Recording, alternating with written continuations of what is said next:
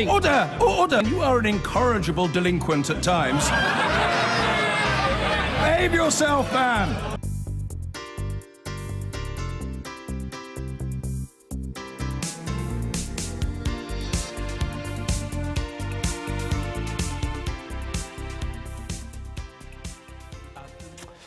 Now, it's no coincidence that the Windrush fiascos occurred during CHOGM, the Commonwealth Heads of Government meeting. And there are kind of two ways of looking at this. One might say that Windrush has shown British disregard for the interests of the Commonwealth. Or you might say the fact that Windrush has become an issue shows the up-to-date importance of the Commonwealth. So how relevant is the Commonwealth of Nations these days? Before we discuss it, let's have some facts. And number one, it is a grouping of 2.4 billion people and 53 countries, and the precise words are 53 independent and equal states. Secondly, it should really be called the Indian Commonwealth, as more than half of the Commonwealth population live in that one country. Britain is barely even the biggest economy anymore. Depending on how you measure it, India's already overtaken us. Finally, it is worth saying the Commonwealth has always affected the British relationship with Europe. In the 1950s, believe it or not, there were discussions about getting some European countries to join, France included. It all came to nothing. Well, today, Prince Harry and Meghan Markle were among those who attended the CHOGM summit in London. It actually officially kicks off tomorrow, but in a post-Brexit world, does it make sense for us to keep the Commonwealth going at all? And especially, does it make sense for all the other members to keep it? Well, I'm joined in the studio by the Senegalese-born entrepreneur, Mariam Jam, and by the writer and broadcaster, Afua Hirsch. Mariam, Senegal is not a member of the Commonwealth. I know. Would you like it to be a member of the Commonwealth? I would love to. What would you get out of it? What would you get if you? Well, what do you see as the benefit? We love Britain. I love Britain, and I think that it's a very rigorous country, generous country, and so I think I would have preferred not to be a francophone, really. but in terms of the kind of the history or the heritage of the connections of African countries to their colonial, dominators, you think the British would have been a better one than the French for Senegal?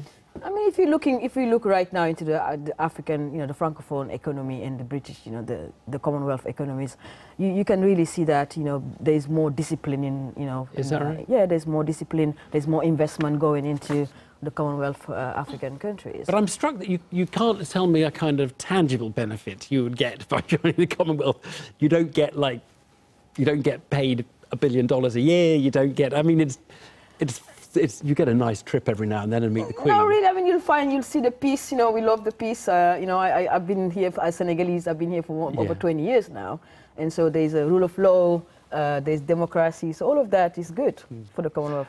Afua Hirsch, I think you think this has got far too many imperial connotations for the modern world, right? I mean, it's not subtle. One day there was the British Colonial Office, and the next day was the British Commonwealth Office. Most of the institutions changed. They didn't even have to change their acronym. They went from colonies to Commonwealth.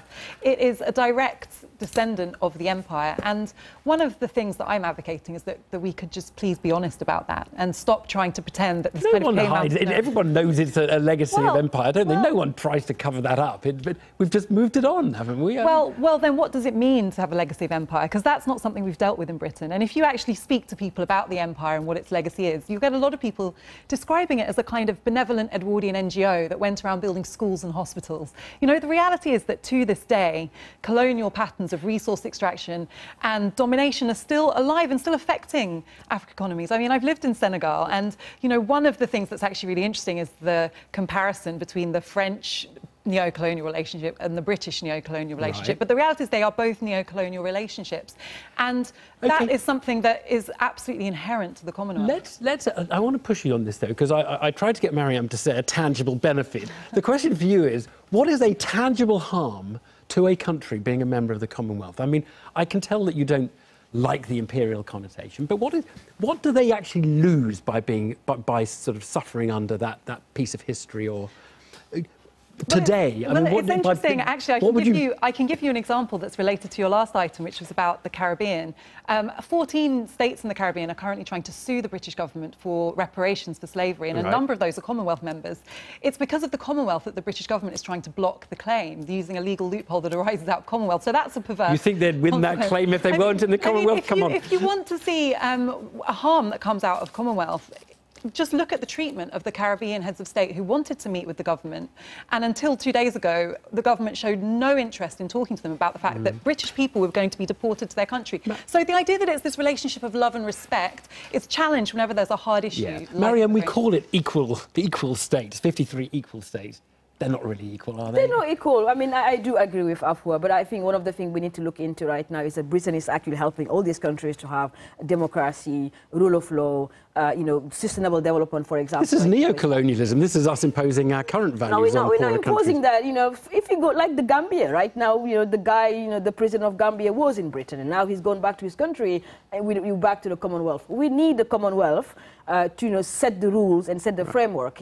I don't. And you like the links? I mean, you basically think poorer African countries benefit from links to. And Britain also benefit from it. That's why I think I was saying the other day. I think that's why Theresa May need to start thinking about, what can we do for the Commonwealth countries? Create a trade, respect, and rule of law. All of that need to come back, not just the colonialism. And I think we need to change the narrative around colonialism. Yeah, you see, but Afua, to be consistent, you should really think the British shouldn't be encouraging Commonwealth countries to make homosexual sex legal, that we shouldn't be promoting human rights, because that is us imposing. You've left ahead there, kind of on the assumption they are successfully doing that. I mean, I'm a former human rights lawyer. I have an unequivocated respect for human rights, and I think one of the good consequences of these nations being together in the Commonwealth is that they have this ability to set certain values and standards. They've been enforcing them incredibly patchily, so it's not a simplistic kind of tick for that. But they're fighting. They're fighting right now. People are fighting. The Commonwealth countries are fighting for the right. They know what they're looking for.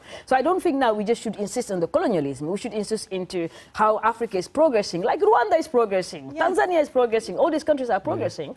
So we need to look. I have no issue with these countries being part of an organisation together. My issue is with the idea, first of all, that Britain's doing the world a favour by being part of the Commonwealth, right? The idea that we're a country as well. We're allowed to do ourselves a favour. Hugely from the Commonwealth. It uses the Commonwealth to advocate for liberalised regimes which allow it to extract resources, pay minimal taxes, siphon off money that should be actually repatriated in countries in Africa and the Caribbean, for example, into tax havens elsewhere in the Commonwealth. This is a system that benefits Britain.